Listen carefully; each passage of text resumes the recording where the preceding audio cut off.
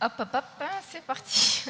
Alors, ça va être difficile pour nous de passer après l'intervention de ce matin parce qu'on va être peut-être un peu moins rigolote. On a hésité à imiter d'entrée Boulette, là, en dansant, ou voilà, faire de l'humour, mais enfin, on ne sait pas très bien faire tout ça.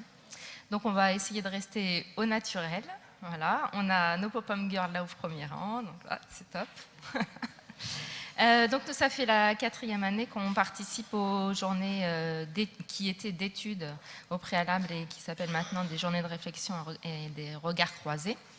On est très contente d'être là cette année. Alors Elodie à côté de moi, elle est très impressionnée, donc on va vraiment l'encourager parce que je pense qu'elle est pleine d'émotions. C'est la première fois qu'elle va prendre le micro. Voilà. Moi j'ai toujours rêvé de prendre le micro. J'adore chanter, mais je ne vais pas vous faire cet honneur-là parce que c'est une vraie catastrophe. En tout cas, je suis contente d'avoir un micro comme ça ce matin. C'est top. Donc moi, allez, un peu de sérieux. Je suis Sandrine Divet, donc je suis éducatrice spécialisée.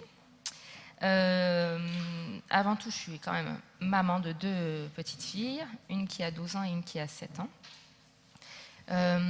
Je suis aussi trésorière de l'association Famille et Ressources. J'en suis très fière.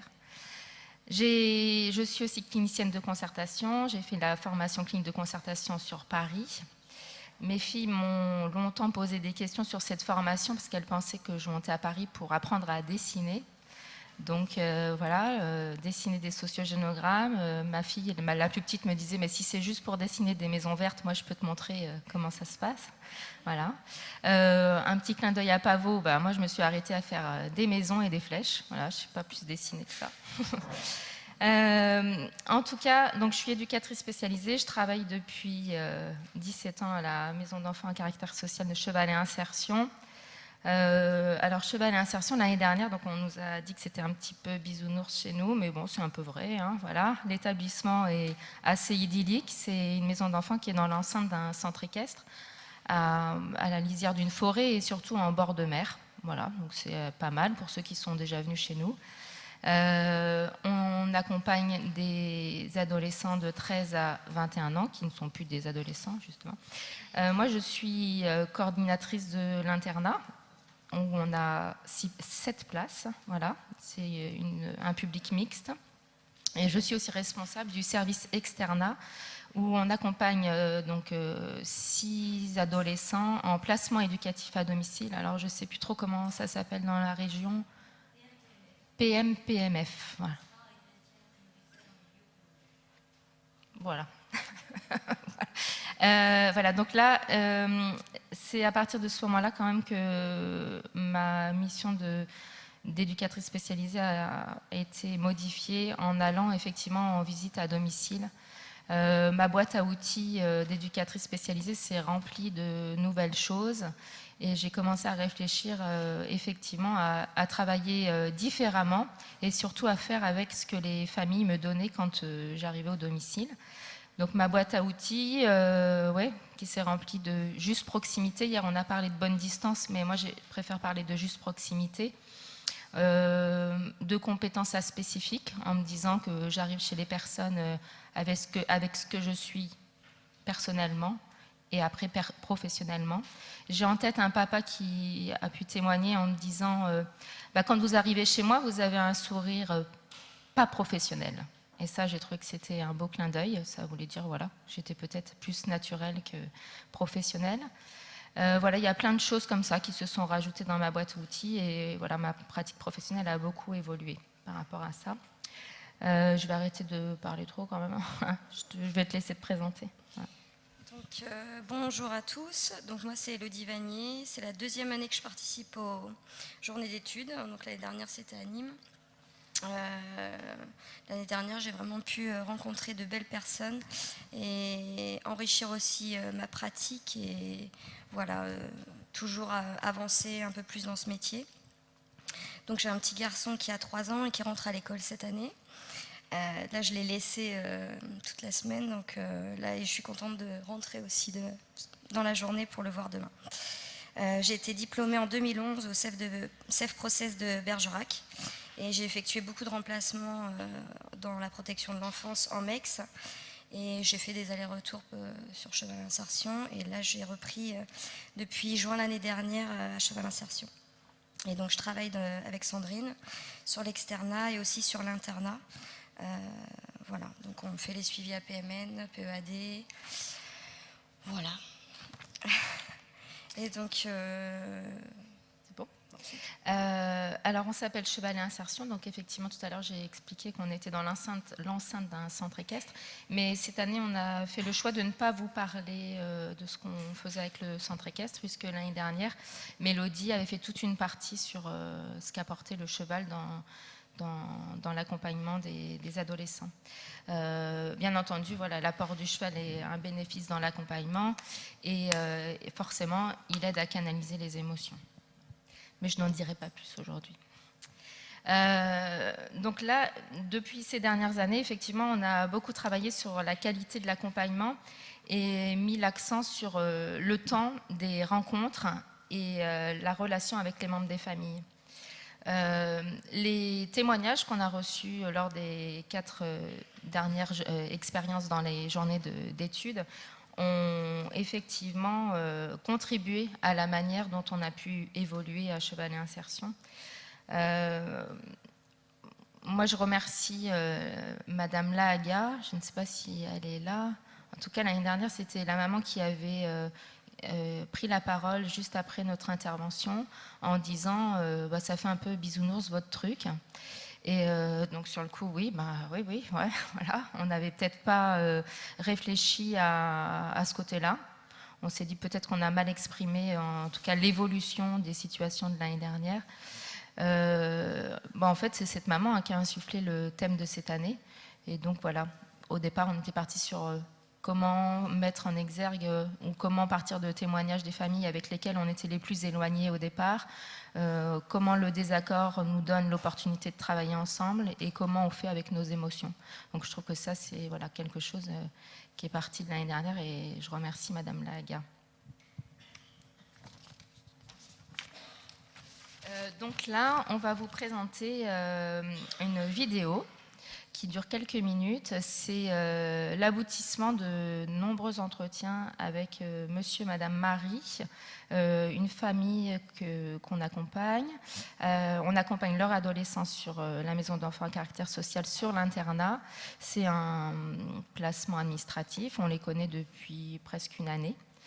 On peut dire que le départ de cet accompagnement a été délicat, avec de nombreuses incompréhensions, donc, qui ont créé beaucoup de tensions, mais c'était surtout des incompréhensions entre les professionnels du soin, les professionnels de l'éducatif, et aussi des incompréhensions de la famille. C'est une famille qui nous a aidés à les aider, on va dire ça comme ça, à comprendre qui était leur enfant, parce qu'effectivement, les parents connaissent, enfin c'est eux qui connaissent le mieux leur enfant. Donc on est parti de tout ça. On a pu s'expliquer effectivement sur plein de tensions, de colère, de coups de téléphone où la famille pouvait nous faire beaucoup de reproches. Et donc effectivement, je pense que c'est de ces désaccords-là, qu'on a pu travailler, en tout cas mieux travailler tous ensemble. Alors dans cet accompagnement-là, il y a plusieurs partenaires et effectivement, cette famille-là nous a beaucoup aidés à améliorer le travail avec les partenaires. Voilà. Qu'est-ce que je peux dire? Alors dans cette vidéo-là, vous allez voir cette vidéo, c'est le papa en fait qui a fait le montage, qui a filmé, voilà, ça fait partie de ses talents professionnels. Donc on s'est rencontrés, on a parlé des journées d'études, comment ça s'était passé les autres années. Voilà. L'idée c'était de pouvoir aussi amener les membres des familles avec nous sur scène, mais voilà, cette année on est encore 100, mais ils ont beaucoup bossé avant. Donc on va vous faire découvrir cette vidéo. Donc c'est un jeune garçon qui s'appelle Noah, donc on accompagne depuis presque une année, et qui lui fait passer ses émotions par des textes. Donc il écrit beaucoup de textes et il les met en chansons. Donc vous allez aussi pouvoir voir ça. On a été très surpris parce que dans la vidéo il y a aussi Salomé, la grande sœur de Noah, qui a voulu témoigner. Et ça, on la remercie parce que c'était voilà, assez surprenant pour nous. On ne savait pas qu'elle allait s'investir autant aussi. Voilà. Qu'est-ce que je peux... cette famille, en tout cas, peut dire que le parcours de leur enfant n'a pas été facile, et surtout ils expliquent que c'est grâce à certaines rencontres professionnelles où ils insistent sur le fait que la rencontre, il faut, je me perds un peu, mais ils ont rencontré des professionnels qui ont eu une certaine écoute, et c'est ça qui leur a permis d'accepter le placement de leur enfant, et voilà, ils se sont sentis vraiment écoutés, pas jugés, compris. Voilà, ils peuvent dire que c'était des parents dépassés par les comportements de Noah. Et voilà, je pense que ça, c'est important. Madame Marie explique que les émotions, en tout cas, ont permis de faire avancer la situation des professionnels, enfin, en tout cas, le travail des professionnels pour leur enfant. Voilà, je vous laisse découvrir la vidéo numéro 1.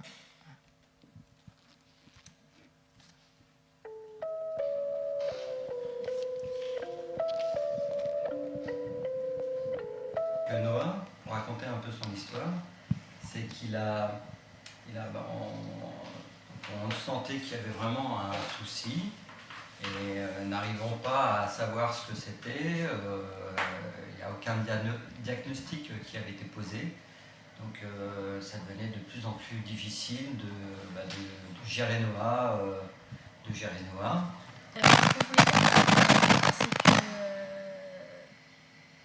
Depuis toujours, ça n'a pas été facile, la vie pour tout le monde, autant pour nous que pour lui, parce que toutes les crises, les engueulades, quand il envoyait tout en l'air dans sa chambre, dans la maison, il ne le faisait pas forcément exprès, et c'était hyper dur pour nous, mais pour lui aussi, parce qu'après il s'en voulait, il s'excusait, etc. Donc effectivement, à un moment, on a décidé d'aller aux urgences et de l'hospitaliser. Voilà, et donc il y a eu 4 hospitalisations, et effectivement on ne savait pas quoi. On savait très bien que c'était pas la solution, mais pour l'instant on n'avait que cette solution-là. Et c'est justement en rencontrant une assistante sociale qui était déjà stupéfait que on ne nous aide pas depuis quand même pas mal d'années, qu'on ne nous aide pas aiguillé, justement, conseillé d'aller voir une assistante sociale. Et quand on a rencontré cette personne, elle nous a clairement proposé comment on appelle ça, un placement. Un placement. Donc elle nous a proposé de placer Noah, parce qu'effectivement elle voyait bien qu'on était en détresse. On était vraiment en pleine difficulté, et que voilà, il fallait faire quelque chose. Donc par rapport au placement de Noah, il était suivi par une équipe d'infirmiers en psy, et c'était quand même assez compliqué. Et un jour, un infirmier m'a dit peut-être qu'il faudrait songer à faire un placement. Donc déjà d'entendre ça, c'est très compliqué en tant que parent. Donc voilà, on s'est un peu préparé. Après, il faut contacter l'ASE, ce qui n'est pas simple. Il faut que les choses se mettent en place. Donc finalement, il a été d'abord placé dans un foyer d'urgence à Saintes, où donc on a commencé à appréhender cette situation qui a duré 1 an. Et puis quand on a su qu'il y avait une place chez vous, chez Chevalin Insertion, on était quand même assez contents. Elle a été suivie donc, à l'hôpital de Saintes. Au Lapsado. Au Lapsado, et là, on lui a proposé de faire de l'équithérapie. Et donc, comme ça se passait super bien, notre référente ASE nous a proposé de le placer justement dans une structure un peu plus adaptée pour lui, le placer chez Cheval et Insertion, parce que Cheval et Insertion, il y a à la fois une structure d'accueil et un centre équestre.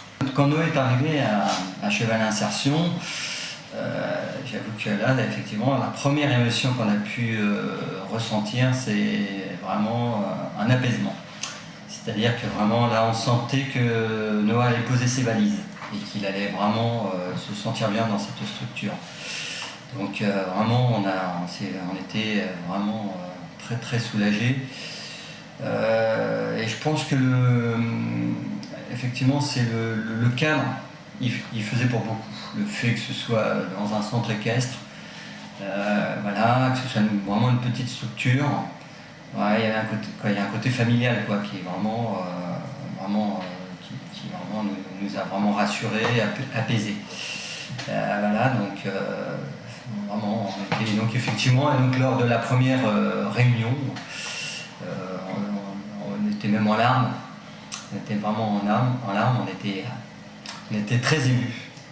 Au sujet de notre fils, donc notre fils a été diagnostiqué, mais qu'à l'âge de 12 ans, c'est ça, non, 12 ans, TDAH ou TDAH. TDAH. Et donc il faut savoir que c'est un handicap, mais invisible. C'est-à-dire qu'effectivement, en tant que parent, on est toujours un peu obligé de rappeler un peu que certains comportements peuvent être vraiment liés à son trouble. Depuis le placement de Noah à Cheval Insertion, comme dans l'autre placement à Saintes, effectivement, il y a des moments où on était, nous en tant que parents, submergés par les émotions. Et parce qu'effectivement, on sentait qu'il n'y avait pas une bonne compréhension justement de ce que vivait Noah, l'handicap qu'avait Noah. Moi, j'ai toujours tendance à prendre contact, de prendre contact avec les professionnels une fois que l'émotion, s'est redescendue, parce que je suis assez impulsif et donc je sais que si je fonctionne trop à l'émotion, déjà j'ai du mal à m'exprimer, et d'autre part, j'ai du mal à m'exprimer et je n'arrive pas à faire passer mes idées, parce que l'émotion est plus importante que le raisonnement, on va dire. Et donc, mais après quelques jours, effectivement, je rappelais Cheval Insertion pour justement leur dire effectivement mon désaccord ou notre désaccord sur une prise de décision qui avait été faite, et de vraiment déjà de dialoguer et surtout qu'on soit écouté. Parce que je crois que le plus important, c'est que justement les professionnels prennent vraiment en considération ce qu'ont les parents à dire, ce que disent les parents. L'émotion, c'est sympa, mais il faut qu'il y ait aussi vraiment une écoute de la part des professionnels. Et donc, c'est vrai que nous, notre travail en tant que parents, c'était vraiment à chaque fois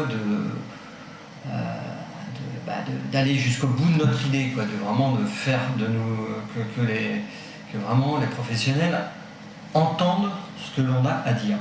Ce qui est compliqué, c'est qu'on nous rappelle quand même systématiquement qu'il y a un cadre. Il y a un cadre et qu'il faut, que Noah n'est pas une exception. Alors, effectivement, on en est bien conscient.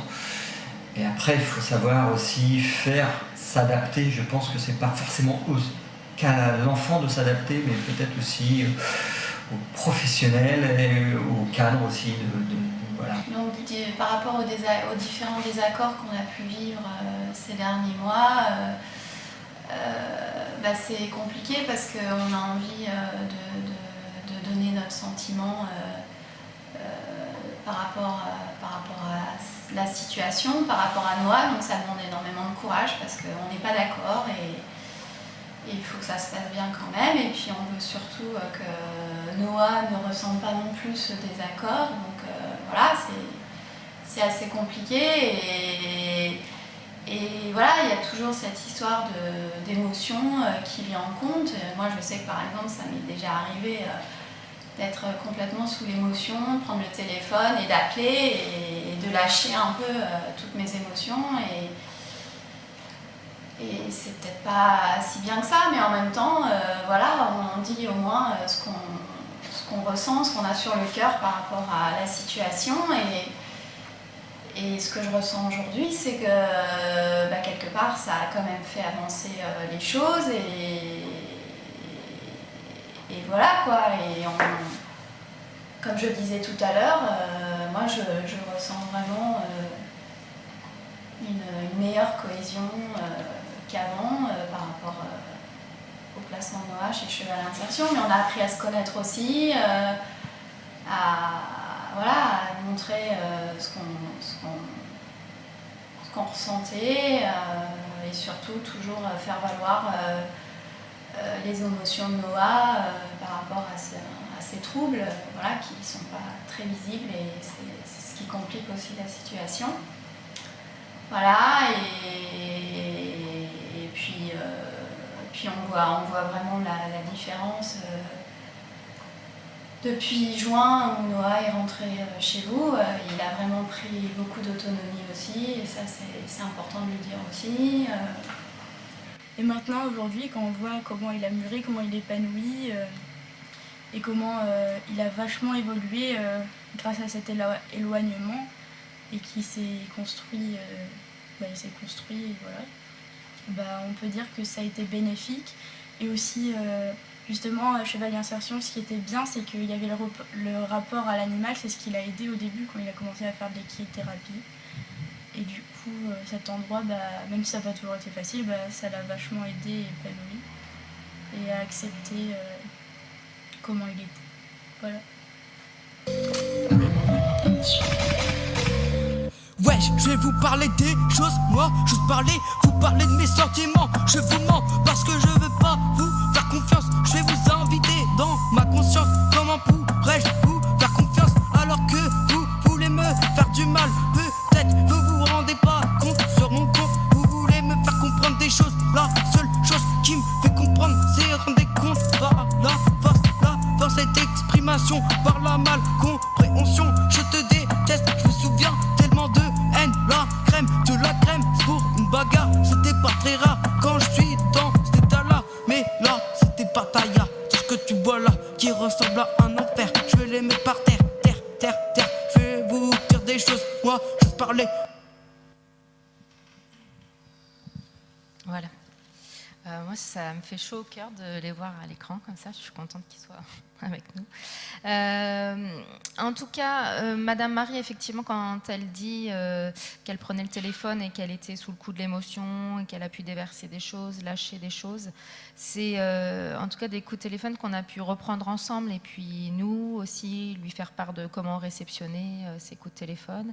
Et je pense que c'est à partir de ce moment-là, quand on peut parler de nos émotions chacun, avoir de la transparence dans ce qu'on peut ressentir, parce qu'effectivement, quand on réceptionne de la colère, c'est pas toujours simple à gérer. En tout cas, je pense que c'est ce qui a contribué à la qualité relationnelle, vraiment. Je pense que c'est ça. Quand elle explique, effectivement, je pense que tous les points de vue sont importants et qu'il faut avoir en tête que chacun a ses bonnes raisons. Et voilà, ça, je pense que c'est quelque chose qui fait avancer notre travail avec les membres des familles.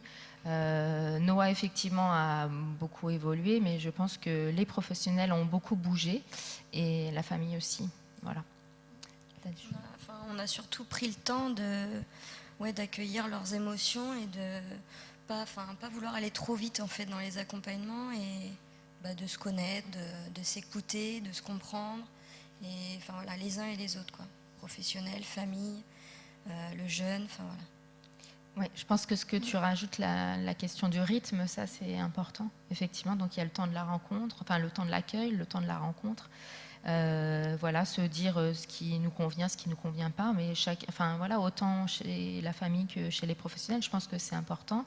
Quand on parle de bienveillance ou de respect, c'est quelque chose qui est mutuel. Nous, on tend vraiment vers ça, en tout cas, c'est très important. Je pense réellement qu'à partir du moment où le professionnel laisse percevoir ses émotions, percevoir qui il est, montrer que c'est un humain avant d'être un professionnel, je pense que c'est à partir de ce moment-là que les familles peuvent nous voir différemment, voir, voilà, ne plus nous voir comme des professionnels, comme des machines à stratégie éducative. Ça, je pense que c'est voilà, important. Madame Marie, effectivement, elle explique que la rencontre, c'est important et il faut bien se rencontrer. Et dans leur parcours, effectivement, ils ont rencontré des personnes et bien se rencontrer, ça a permis effectivement d'accepter le placement. Alors on voit dans la vidéo que Monsieur Marie a du mal à trouver le mot et c'est sa femme qui le soutient en disant le placement, tu parles de ça. Voilà. Donc je pense que c'est vraiment voilà, la qualité de la rencontre et surtout voilà, être naturel, être ce qu'on est. Voilà, je pense que ça c'est important. On va passer. Alors, je vais donner aussi un exemple parce que j'ai en tête un papa qui, donc on accompagne sa jeune fille dans le cadre d'un placement éducatif à domicile, mais dans un cadre judiciaire.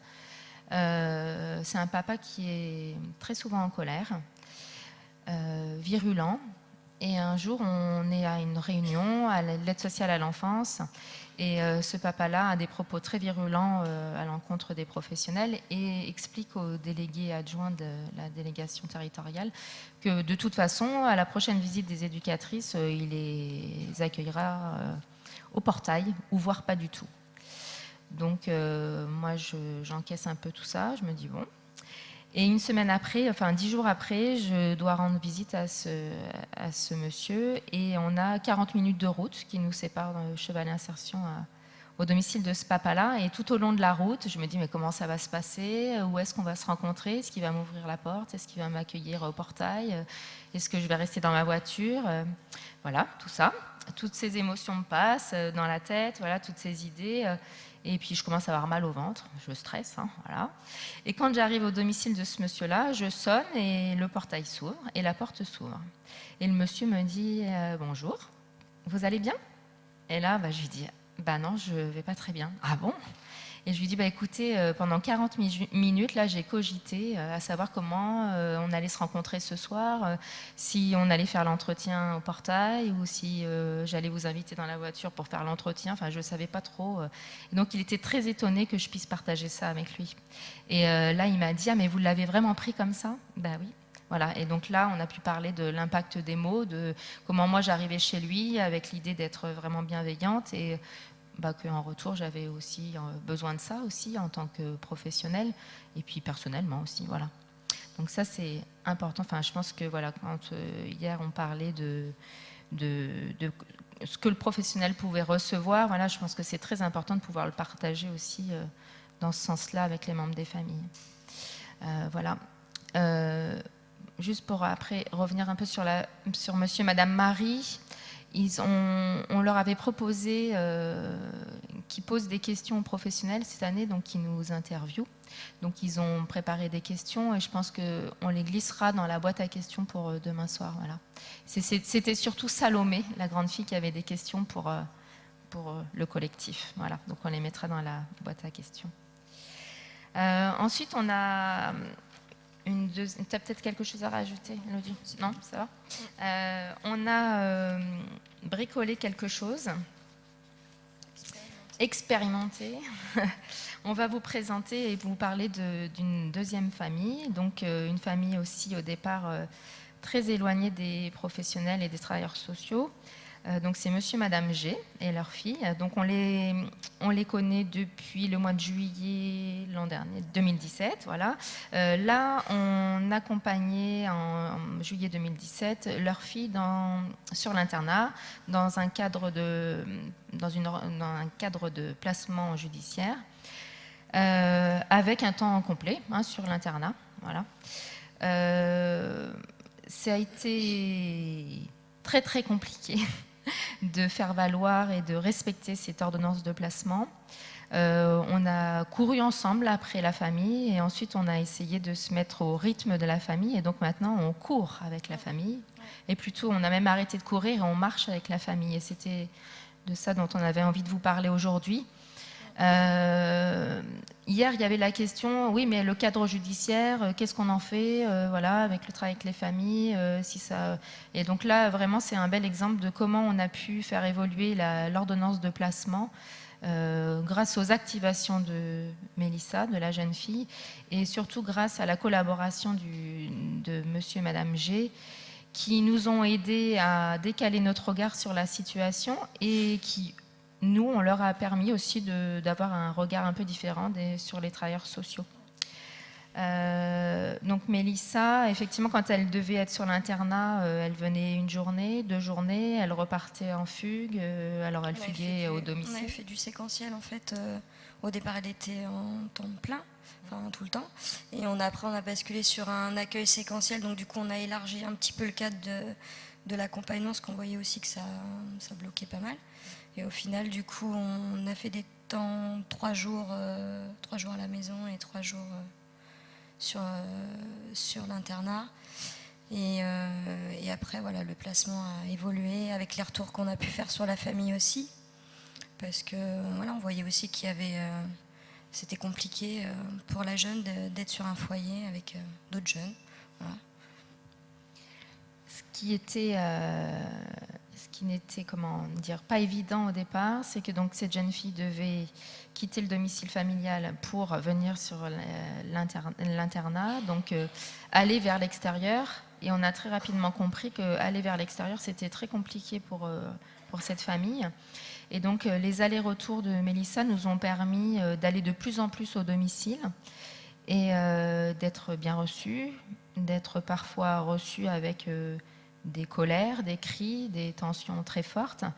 Mais finalement, on s'est dit que pour aller vers l'extérieur, il fallait d'abord travailler de l'intérieur. Donc on a décidé, avec la famille, de faire des propositions d'un placement éducatif à domicile pour justement partir des compétences de la famille et que les compétences se passaient au domicile. Donc on a travaillé beaucoup là-dessus avec monsieur et madame G. Et donc voilà, donc maintenant Mélissa est en placement éducatif à domicile, donc chez ses parents. Et voilà, ça se passe mieux. C'est pour ça que j'expliquais tout à l'heure qu'on a arrêté de courir après cette famille ou avec cette famille. Mais en tout cas, maintenant, j'ai l'impression qu'on marche ensemble et que c'est plutôt... Voilà. Le rythme de chacun, là aussi, a été très important parce qu'on avait... comme tous, des objectifs assez ambitieux. Et puis on s'est rendu compte que finalement, il fallait plutôt partir des choses comme elles étaient et plutôt comme ce que nous, on imaginait et comme les choses auraient dû être pour une jeune fille de 16 ans. Et finalement, c'est à partir du moment aussi où on a expliqué aux parents qu'on avait perçu beaucoup de choses chez Mélissa de leur transmission, enfin voilà, puis de l'éducation, de comment Mélissa pouvait être respectueuse, polie, voilà, qu'ils avaient quand même transmis de belles choses à leur fille et qu'on allait partir de ça. Donc déjà, ça facilitait voilà, la relation, c'est la relation de confiance. Plus on allait au domicile et plus c'était agréable pour tous finalement, alors qu'au départ, c'était pas forcément le cas, quoi. On s'est appuyé sur les compétences aussi de la famille pour faire avancer au mieux Mélissa. Là, alors, on va vous faire voir des extraits d'une séance de travail qu'on a proposée autour d'un sociogénogramme. On dit c'est un peu l'innovation pour nous parce qu'en fait le sociogénogramme c'est quelque chose, c'est un outil de la clinique de concertation, c'est un dessin qui permet de dérouler le travail des professionnels, le travail thérapeutique de réseau. Et habituellement, on l'utilise dans notre protocole d'admission. Donc ça se fait à cheval et insertion avec une invitation, les membres des familles, les partenaires. Et là, lors d'un entretien en famille, on a proposé de venir chez monsieur et madame G avec notre rouleau de papier, nos feutres. Et on est parti dans l'idée de faire une liste d'invités. Et on a co-construit une lettre d'invitation, co-signée avec la famille, et on a fait un sociogénogramme au domicile de cette famille-là. Donc c'est ce que vous allez voir maintenant. C'est du bricolage, parce que on a filmé à domicile. Moi, quand j'ai préparé cette séance de travail avec la famille, par précaution, je propose donc que ce soit filmé, mais par précaution, je propose que la caméra soit plutôt mise en décalé, qu'on ne nous voit pas trop sur le film, etc. Et finalement, Monsieur G me dit, mais pourquoi moi je veux qu'on me voie tout entier là, je veux qu'on me voie. Donc finalement, là, je me suis rendu compte que finalement, c'était plutôt ma gêne et pas la sienne. Donc voilà. Ça, c'était quelque chose d'assez étrange pour moi. Du coup, je me suis dit que j'avais beaucoup plus de réticence et résistance que les membres des familles. Et vous allez voir que finalement, on a dû... on ne l'a pas filmé, mais on a eu un temps de négociation avant la séance de travail, parce que du coup, Mélissa, sur le moment, n'était plus d'accord que la séance soit filmée. Et donc, moi, j'ai expliqué à Mélissa que j'étais assez embêtée parce que son papa m'avait confié que lui voulait qu'on le voit tout entier et Mélissa ne voulait plus qu'on filme, donc il fallait qu'on trouve un entre-deux. Et donc, on a discuté de ça pendant un long moment et on a pris la décision de positionner la caméra et on est filmé de dos, vous allez voir ça. On a décidé de partager ça avec vous parce qu'on trouvait que c'était une manière assez originale de vous montrer quelque chose d'assez original.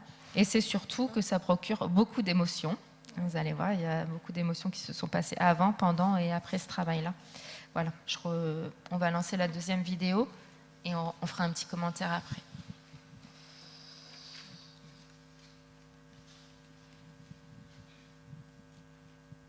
Je vous remercie de nous inviter chez vous à faire cette séance de travail. Alors moi, je vais rester debout pour être proche du dessin.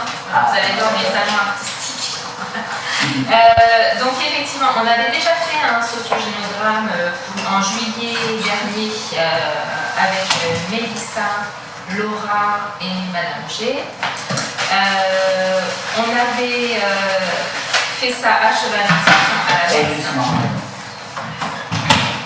On avait fait ça à la MEX, à Cheval-Insertion. Mais Monsieur G, ayant des difficultés à vous déplacer, vous n'étiez pas venu. Donc là, la situation de Mélissa a évolué et on avait évoqué le fait de refaire un exercice de sociogénogramme pour voir comment la situation avait avancé, comment les professionnels s'étaient mis au travail grâce aux activations de Mélissa et de sa famille. Et on avait vu ensemble pour pouvoir faire cette séance de travail au domicile. Donc c'est pour ça on vous remercie de nous accueillir aujourd'hui dans ce contexte-là. Les invitations avaient été faites en co-préparation avec la MEX, que vous aviez signé l'invitation avec nous. Vous aviez choisi d'inviter une partie de l'équipe de Cheval et Insertion et aussi les personnes référentes de l'aide sociale à l'enfance, donc Madame Contu et Madame Guité, qui se sont excusées parce qu'elles étaient en congé aujourd'hui. Oh, mais je savais qu'elle viendrait pas.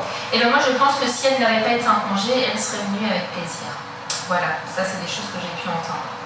Donc on les excuse pour aujourd'hui. Et surtout, Il y aura une fois. Ah bah j'espère bien. J'espère bien. Voilà. Donc là, aujourd'hui, on a fait le choix de filmer cette séance de travail pour aussi que ça puisse nous servir, nous aussi, en travail d'équipe, pour voir tout le cheminement qu'on a fait de professionnel en professionnel par rapport aux activations de Mélissa et le travail, comment le travail avec vous s'est mis en œuvre. Donc on ne va pas repartir de tout le début de l'histoire, remonter. Je pense qu'on peut peut-être commencer par la situation qui nous a conduite ici. C'est-à-dire les activations de Mélissa qui a conduit les professionnels et grâce aussi à vous à modifier un peu le cadre du placement et aller vers un placement éducatif à domicile, donc PEAD, qui a été acté par le juge des enfants. Voilà. Donc là, Monsieur G, comme c'est la première fois, vous allez voir, il y a des codes couleurs, il y a un code couleur. On va plutôt s'intéresser à la couleur verte, c'est le travail des professionnels entre eux. Donc c'est pour ça qu'on ne va pas rentrer dans des choses complexes et délicates qui vous mettraient pas à l'aise, mais surtout s'intéresser à quand par exemple vous appelez sur la structure, qu'est-ce que ça nous fait faire. Voilà. C'est surtout ça. Alors, on va commencer par la identité, je suis éducatrice à Cheval et Insertion. Donc on se connaît depuis le début de l'accompagnement de Mélissa sur la structure en janvier 2017. Moi, je suis responsable du service externe, donc c'est moi qui vais intervenir à vos domiciles dans le cadre du placement éducatif à domicile. Et j'assure aussi la coordination avec M. Felico sur l'internat, où était Mélissa auparavant. Je travaille à Cheval Insertion depuis le début de la création de l'institution, donc c'est en novembre 2001, donc ça fait un petit peu quelques années, ça remonte en arrière. Ça fait 7 ans. 17, 17 ans, ça passe vite, ça hein. passe vite. Parce que vous avez pris un coup de vieux, ça se voit. Voilà, j'ai vieilli en même temps que l'institution. Il y a la jeunesse qui arrive. Ouais, c'est pour ça qu'on prend des stagiaires à Cheval Insertion pour assurer la relève. Voilà, qu'est-ce que je peux rajouter? Que je suis contente d'être ici aujourd'hui. Pour nous, l'expérience de faire un socio-génogramme au domicile, c'est vraiment la première fois qu'on fait ça. D'habitude, on le fait dans notre institution, en invitant les familles. Et je trouve que voilà, ça change un peu la donne, que ce soit plutôt les familles qui nous invitent à leur domicile. Je trouve ça, voilà, vous innovez. Je trouve ça très bien. Voilà. Bon, merci à Mélissa, en tout cas, de nous faire des choses comme ça. Alors vous ne serez pas mis là, j'aurais dit que c'est.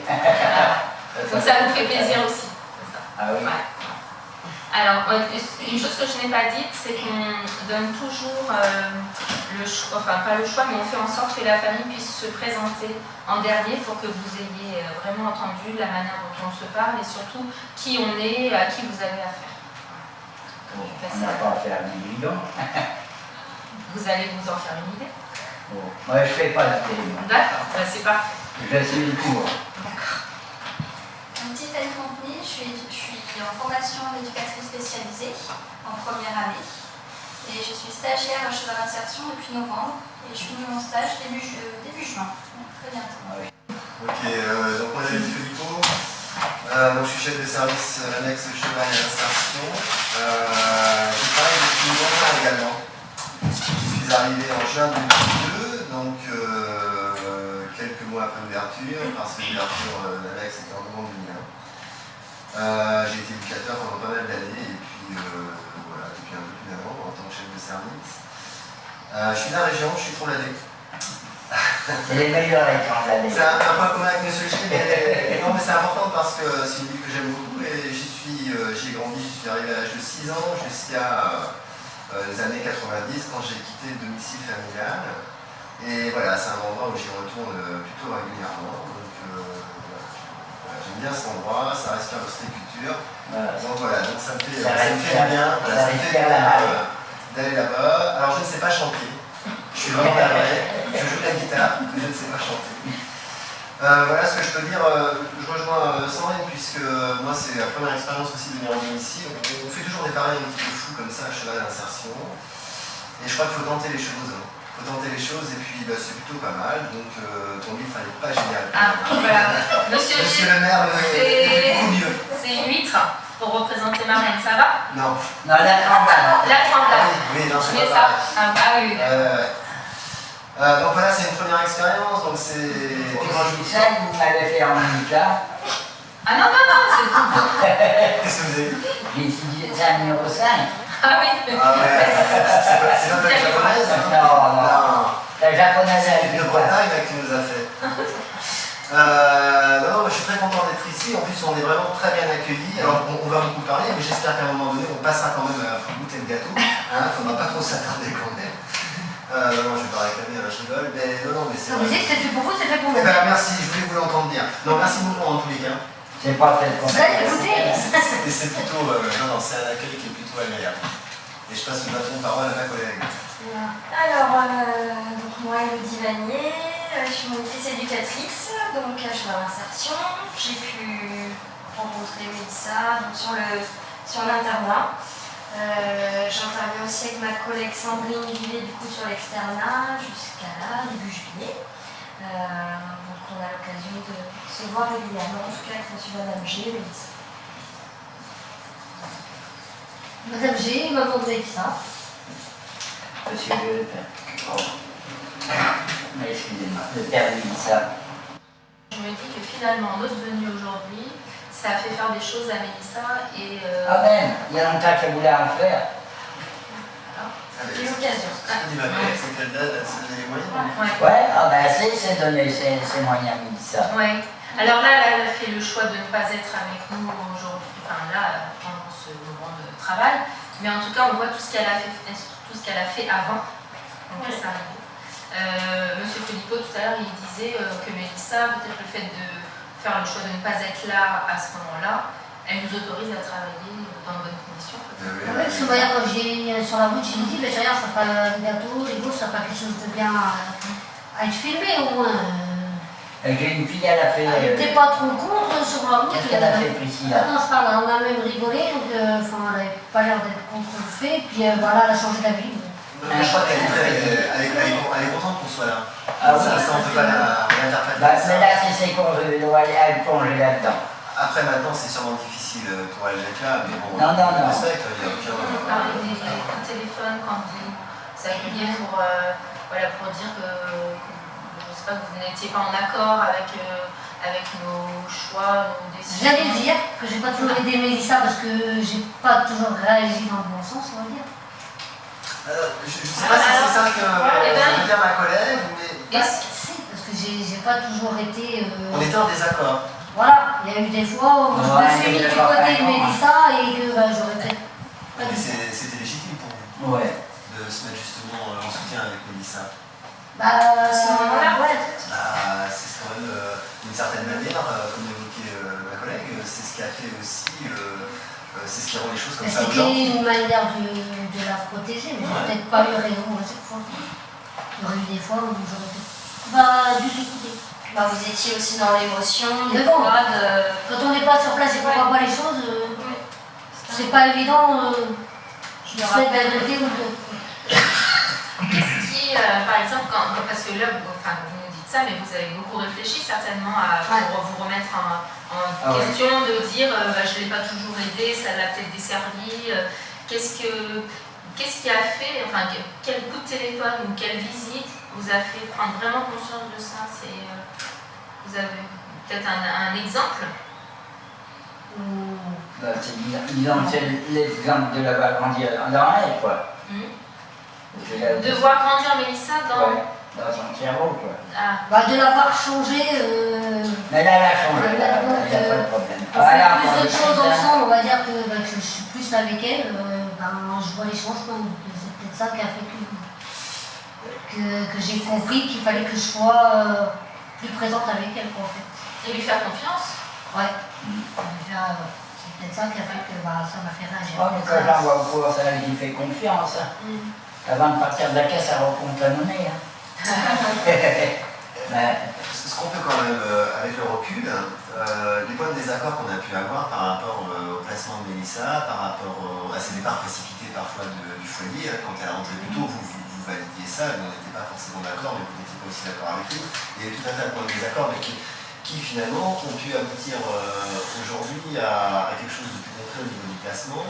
Et probablement que les effets assez immédiats, c'était qu'on peut imaginer, et là je t'entends me tromper, lorsque par exemple Mélissa était chez vous alors qu'elle devait être à cheval et insertion, j'imagine que ça devait aussi créer un stress au domicile, c'est-à-dire que vous savez pas, il faut qu'elle soit là-bas, en fait finalement tout le monde, il y a cette crainte aussi par rapport au foyer, par rapport à la zone, par rapport aux services sociaux. Puis ça provoquait des querelles parce que on prenait la tête tous les deux ensemble, parce qu'ils disaient t'avais pas à aller la chercher. Comment nous, on pouvait recevoir les coups de téléphone de Madame G quand vous étiez sous le coup de l'émotion et comment nous, on pouvait aussi gérer ça? Voilà, je pense que c'est tous ces passages dans les émotions qui ont fait qu'on est là aujourd'hui quand même. Parce qu'on a su vous rassurer, vous avez su nous rassurer de ce qui se passait au domicile avec Mélissa. Je pense que c'est aussi pour ça qu'on est dans une mesure de EAD. C'est ça. Qu'est-ce qui vous a rassuré auprès des professionnels, Madame G? Qu'elle était bien entourée, tout. Oui. Parce qu'il ne faut pas dire qu'elle a été mal entourée, non.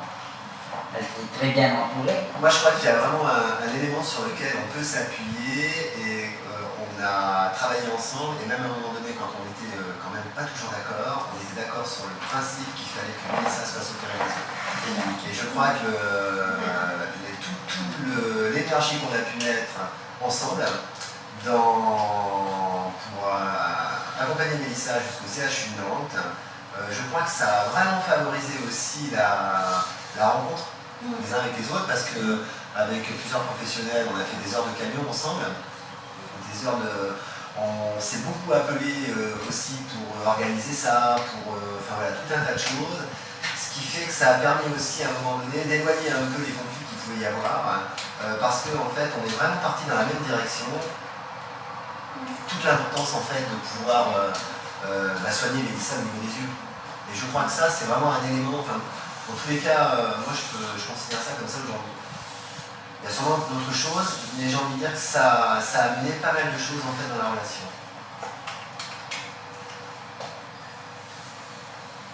Donc vous ne pouvez pas ne pas être d'accord avec ça en fait. On a encore du mal avec le fait de prendre soin d'elle comme il faut, j'aime pas trop employer ce mot, mais bon. Parce que c'est encore compliqué pour qu'elle ait ses lunettes, ça reste en galère. Pour qu'elle les mette, ça c'est encore... Mais quand ça c'est encore dur, pour faire lire quelque chose, c'est encore un galère. Moi j'ai envie de dire, de rajouter quand même quand on a l'opération des yeux de Mélissa a été programmée 3 fois. C'est vrai que les lunettes, toujours les branches qui font mal derrière les oreilles, donc je suis pas mal à les supporter. Enfin moi je suis pareil avec les branches de lunettes. Et l'opération lui a été reportée 3 fois. Du fait de Mélissa a été malade. La première fois elle était malade. Voilà, la deuxième fois je crois que c'était plus compliqué pour elle l'organisation, le fait de partir peut-être moins rassurée, je sais pas, à partir du domicile. Et la dernière fois quand ça a fonctionné, on avait mis en œuvre ensemble, vu ensemble que l'ambulance venait d'abord vous chercher, que Mélissa rentrait la veille à cheval d'insertion. Et voilà, toute cette articulation a fait que tout le monde était rassuré.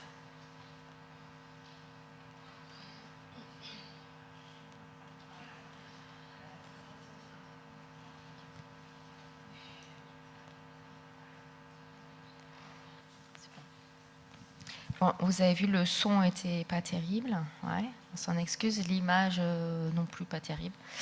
Mais enfin, on avait envie de partager avec vous cette expérience-là.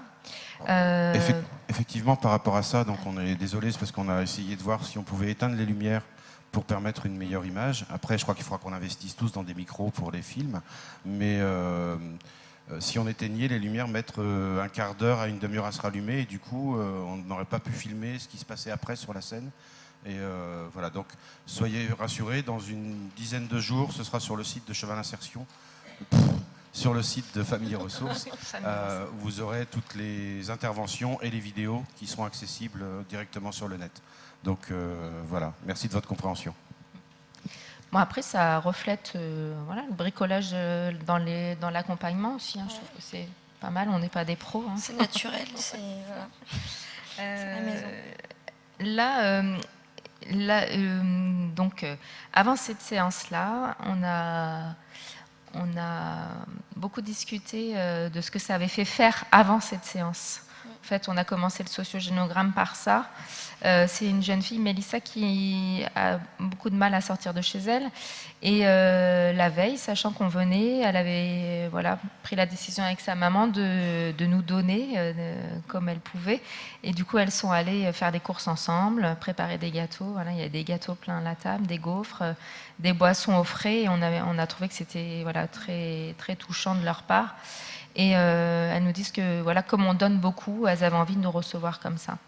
Donc voilà, c'est ce dont on parlait aussi hier, hein, le donner, le recevoir. Je pense que ça, c'était important aussi de vous le faire voir. Ouais, on a été très bien accueillis et on est arrivé quand même à 4 dans la maison. Et on a un peu tout bousculé chez eux, la table, les chaises.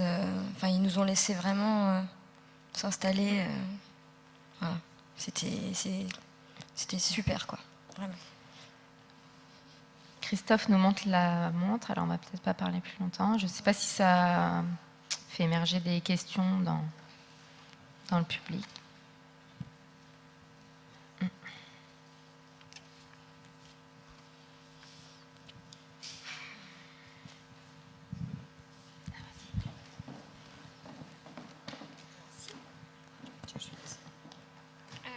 Est-il possible d'écouter la musique de Noah sur Internet ?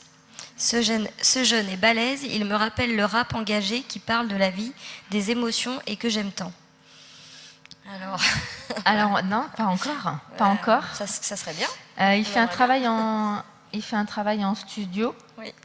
enregistre souvent. En tout cas, on va garder le papier. Ouais. On va lui ramener ça. Mais effectivement, il écrit de très beaux textes et il fait un travail en partenariat avec l'ITEP où il est. Donc, ouais. Ça permet d'exprimer plein de choses, la musique. Ok, des questions en direct sans petit papier, oui.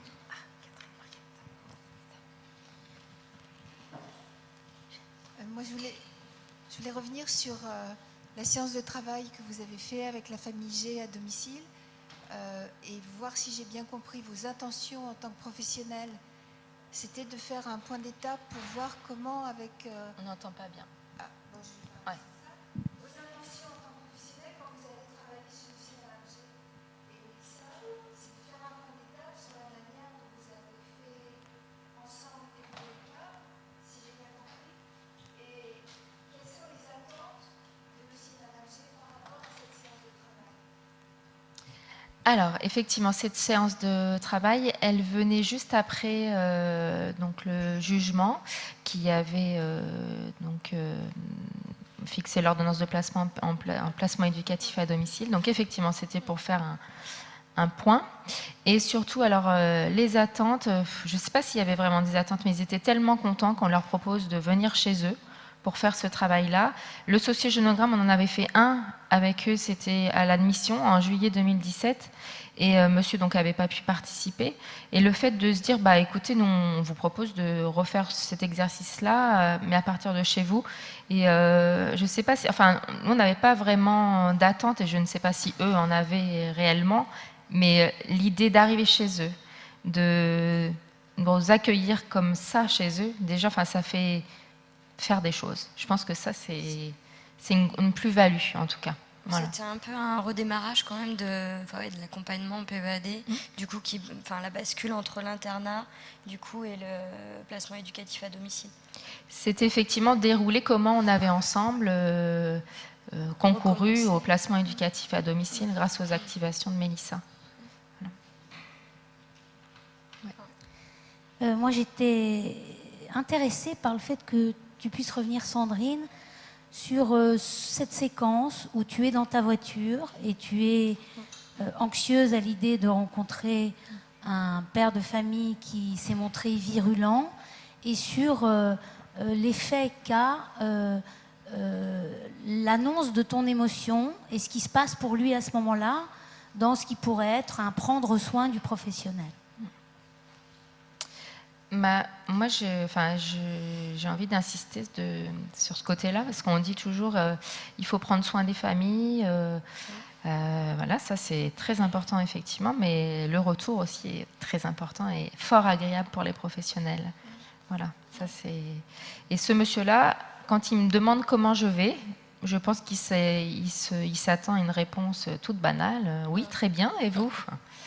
Voilà, j'aurais pu arriver comme ça, et finalement là je l'ai senti comme ça en disant bah non, finalement il faut que je lui explique ce qui m'a fait faire à l'intérieur de moi, en tout cas. Voilà, parce que c'est l'impact des mots, c'est assez important, et je pense que hier on a beaucoup parlé de l'impact des mots chez les membres des familles, mais aussi les professionnels. Voilà, comment on réceptionne la violence, comment on réceptionne la joie, la tristesse, comment on accompagne, ça c'est important, parce qu'on est humain, on a un cœur, des sentiments, on a un appareil émotionnel. C'est ça. Chez Monsieur, Madame G, on a vraiment, c'est une famille où en fait, quand on arrive chez eux, on est accueillis vraiment, avec le café et du coup, ça détend tout de suite l'atmosphère. C'est agréable. Ils prennent soin de nous aussi, quoi. Donc ça, c'est un bel échange. Mélissa n'était pas présente. Elle avait d'autres occasions ailleurs. Et la question que je voulais savoir, c'est quel a été le rendu de cette démarche au domicile, puisqu'elle n'était pas présente. Alors, Mélissa n'était pas présente dans la pièce, mais n'était pas bien loin, parce qu'on l'a vue au démarrage de la vidéo, elle est venue prendre le sopalin, voilà. Elle a fait plein d'apparitions. On a coupé à un moment donné parce qu'elle est dans la cuisine et elle ouvre le robinet et on entend l'eau, voilà, donc on n'entendait plus le son. Et elle était dans la pièce à côté, la porte était entrouverte et je pense qu'elle a participé à sa manière. Et c'est pour ça qu'on a aussi insisté sur, qu'on l'a remerciée parce qu'elle nous laissait travailler dans de bonnes conditions. Voilà, elle était à côté, mais c'était sa manière de participer. Voilà. Après le rendu, alors moi j'ai fait une visite à domicile 4 jours après, voilà, et on est revenu sur la séance de travail. Monsieur G donc nous avait mis le reste des gâteaux, des gaufres dans du papier d'aluminium pour les autres collègues, etc. Donc on a parlé aussi de ça, enfin voilà. Et eux ils ont trouvé ça très agréable parce qu'ils pensaient qu'on allait aborder des choses délicates, et finalement on s'est servi plutôt des choses alors comment expliquer, accessoires ou qui paraissent de grande banalité pour les professionnels, et on est parti de là pour ensuite aborder des choses plus complexes. Et c'est ça qu'ils ont apprécié. Voilà.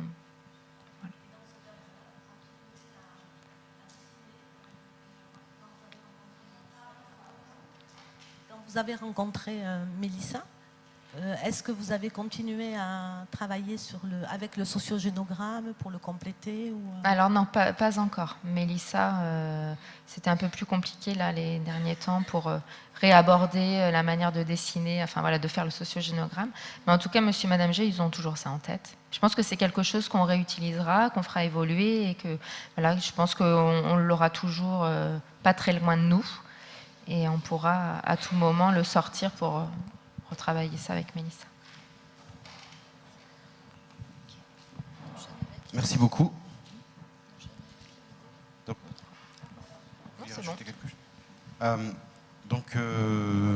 Avant de se séparer pour la pause de midi, on voulait vous proposer de partager avec nous et avec l'équipe de Cheval Insertion donc un hommage à Mélodie. Je ne sais pas comment, comment ça se passe. On va passer une petite vidéo là, d'une jeune du coup. Alors on va commencer. Ouais. Alors on va déjà. Donc Mélodie l'an dernier était sur scène à mes côtés avec Madame Ragonneau.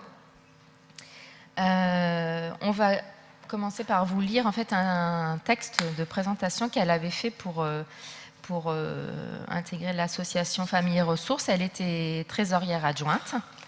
Voilà, et donc on avait envie pour ceux qui la connaissent, mais pour ceux qui la connaissent pas, en tout cas pour vous faire percevoir quelle personnalité, enfin quel personnage c'était. Voilà. Alors, donc sa présentation, c'est elle qui l'a écrite. Donc Mélodie Mendes, née le 13 septembre 84 à Rodez, née dans le 12, nationalité française. Elle. De l'Aveyron, oui, c'est ça. Oui. Donc j'habite au 15 rue Léonce Laval, appartement 3, 17 200 Royan, éducatrice spécialisée à la MEX Cheval et Insertion à Saint-Georges de Didonne, Charente-Maritime. Donc texte de présentation. Je m'appelle Mélodie Mendes, je suis éducatrice spécialisée sur l'internat de Cheval et Insertion. J'ai quitté la région toulousaine depuis 2012 pour rejoindre une petite équipe, un fonctionnement en collégial et un projet fédérateur qui impulse plus de sens dans l'accompagnement des jeunes et de leurs familles. Pour moi, l'apprentissage continue et continuera aussi longtemps que je ferai ce métier, car les familles et les jeunes nous touchent et nous offrent nous offrent des espaces de compréhension toujours plus vastes. Les journées d'études nous permettent de décloisonner les univers professionnels et familles pour apprendre ensemble et s'aider à aider. Et plus les échanges seront élargis, plus on touchera l'humain et au partage d'expériences et de valeurs pour avancer ensemble.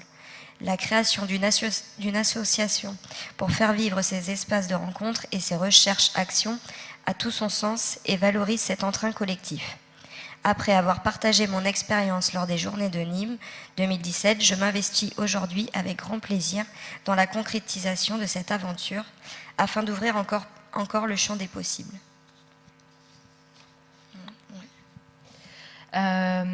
Aujourd'hui, on avait envie de partager ça parce qu'on a... le début d'année a été très difficile, forcément. Et c'est surtout, on voulait partager avec vous tout le soutien qu'on a reçu de la part des partenaires de notre réseau, du réseau national, voilà, de Nîmes, de Lille, de l'Italie, de la Belgique, et surtout les membres des familles, les adolescents qu'on accompagne.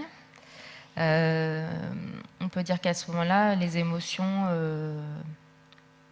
sont partagées. Alors au départ peut-être pas partageables, mais en tout cas on est obligé de les partager. Le personnel et le professionnel, tout se mêlent en même temps. Il a fallu continuer, nous, à accompagner les jeunes, à avancer.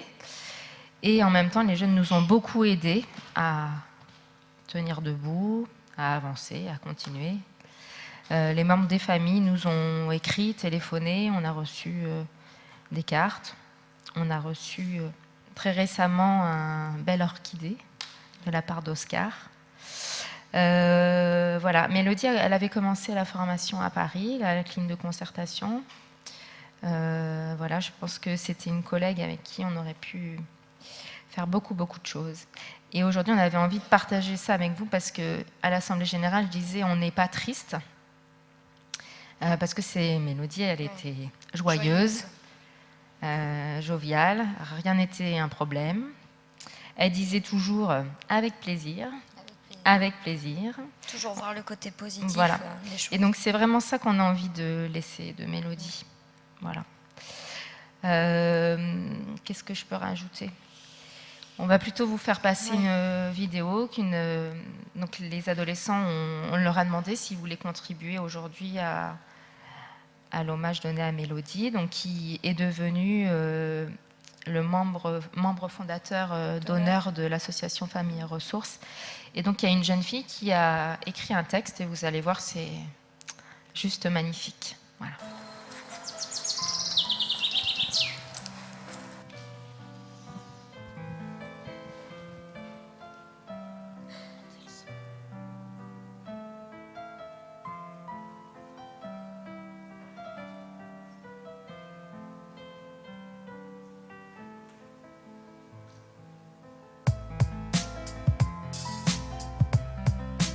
Mélodie, depuis que tu n'es plus là, la vie est différente. Car tu nous as apporté beaucoup de choses, la joie de vivre, l'envie de réussir dans la vie, le courage de nous battre pour obtenir ce que nous souhaitons. Tu étais là dans les bons comme les mauvais moments. Je m'en veux de ne pas t'avoir remercié pour le soutien et l'amour que tu nous as apporté. Depuis ton accident, tout le monde me dit de tourner la page et d'avancer, mais c'est très dur sans toi. Tu nous manques beaucoup, ton absence nous est insupportable. Tu étais quelqu'un de bien, dans n'importe quelle situation, tu gardais le courage et le sourire.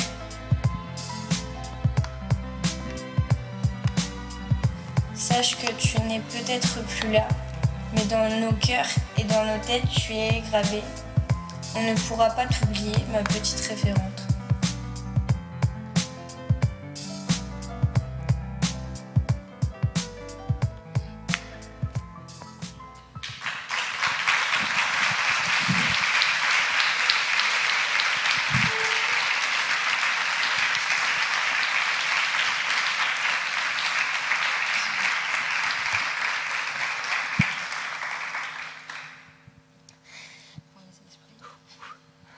Alors, on ne va pas rajouter grand-chose.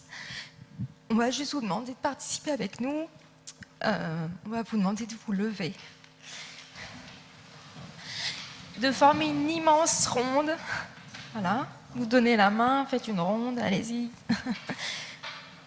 Mélodie, c'est quelqu'un qui aimait danser, qui aimait la musique. Et on voulait juste finir comme ça. Voilà. Merci à vous tous.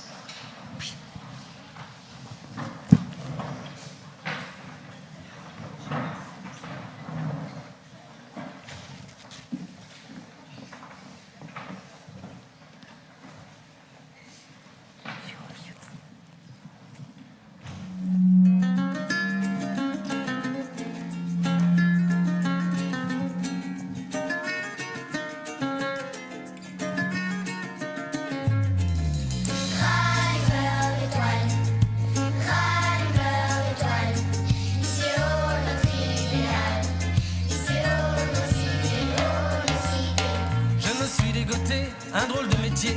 Avec moi embarqué, quelques illuminés, des fous. Oh oui, des fous. Je leur ai proposé pour unique salaire de la traînée de poudre d'étoiles polaires, d'accord. Ils m'ont dit d'accord.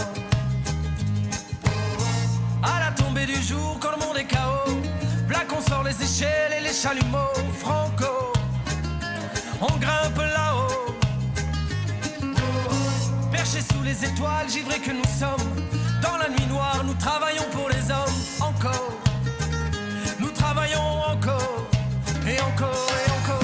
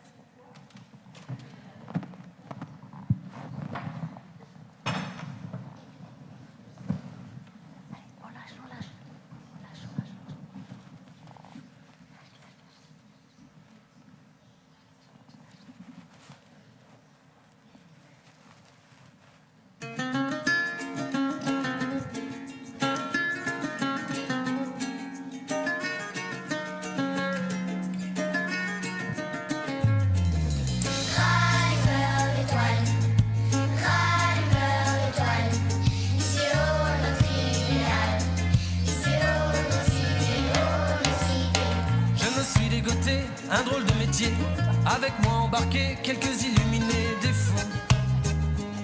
Oh oui, des fous. Je leur ai proposé pour unique salaire de la traînée de poudre d'étoiles polaires, d'accord.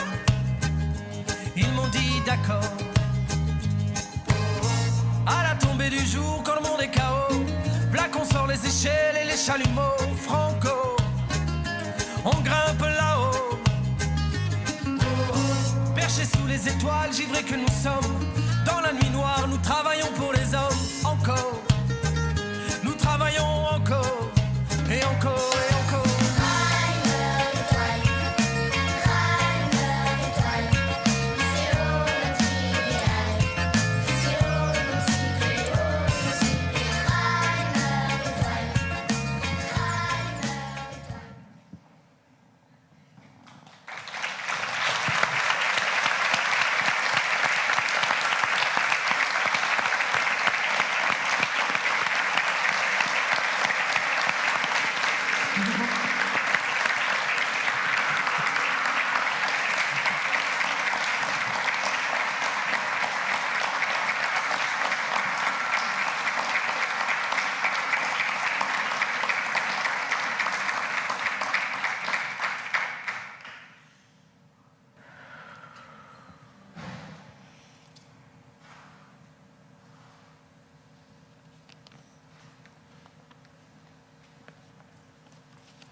Bon, je suis désolé, c'est difficile de passer juste après ça, mais j'ai fait un petit dessin moi aussi sur le sujet, donc c'est peut-être le moment de vous le montrer, voilà.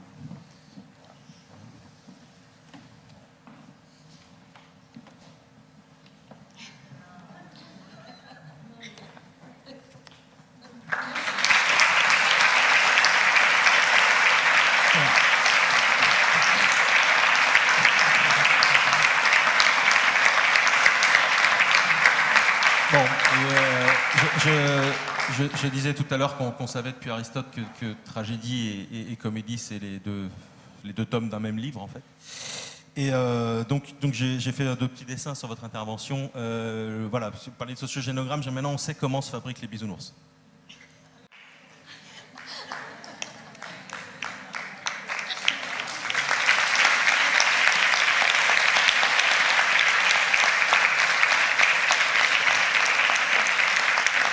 Et puisque j'ai pas peur des grands écarts, j'ai fait un dernier dessin à propos de Madame G.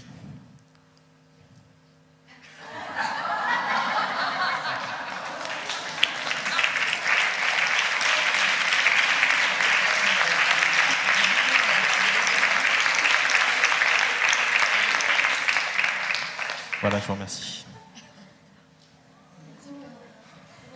Merci infiniment. On se retrouve... Pardon. On a entendu entendu dire que vous aimez bien le rap. Alors j'ai décidé de me prendre pour Noah. Et du coup, je vais faire un rap. Et toi, tu vas faire le cheval. Et après, on vous souhaitera une bonne appétit. Je vais mettre tout mon cœur pour essayer de faire un rap bien rappeux. Je vais mettre à la lumière. Visite à domicile, elle a rempli sa boîte à outils. Juste à proximité, sourire pas pro, naturel comme elle est. Au fait, les désaccords, ça fait travailler ensemble. Et moi, ma crise, insulte envers moi-même. Je crée l'enfer dans ce monde de merde. Urgence, hospitalisé, psy, AS, pour le placement, parents en stress. Je crée le stress. Contacter l'ASE, c'est parti pour l'équité, thérapie, une émotion, apaisement, je pose mes valences, je suis épanoui.